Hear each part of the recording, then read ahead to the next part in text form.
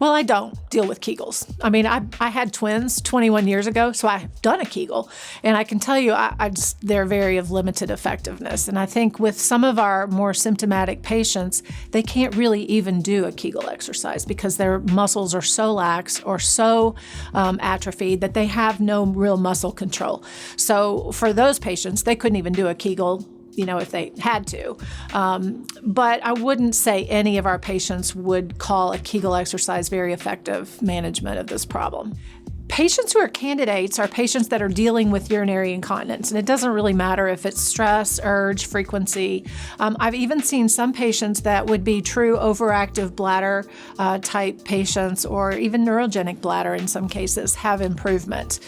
So the results have been really rewarding, and there are many patients who really call this a life-changing kind of experience. So you might wonder, as a surgeon, why would you want to mess with this? But obviously I'm a female surgeon. I'm an aging female surgeon. I'm a menopausal female surgeon, so I'm dealing with some of the same issues that my patients are, or at least if I'm not symptomatic, I can understand why these would be issues for many of my patients. And as a surgeon, probably nobody understands better the limitations of surgery.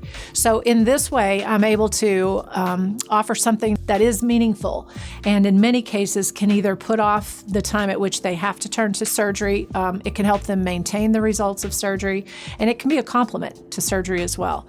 The Emsella would work very well in conjunction with a radiofrequency device that you're using for vaginal rejuvenation, or a fractional CO2 laser that you're using for the same purpose.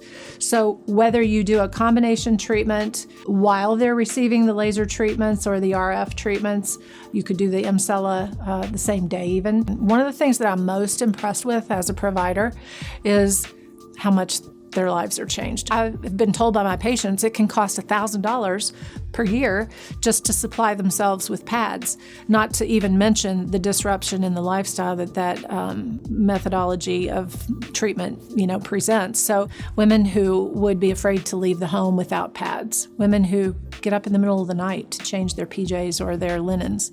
These women are telling you something very intimate about themselves, and when they experience the changes, it just takes a brief minute to see how much it really changes their lives and the lives of their relationships, partners of theirs, on a day-to-day basis.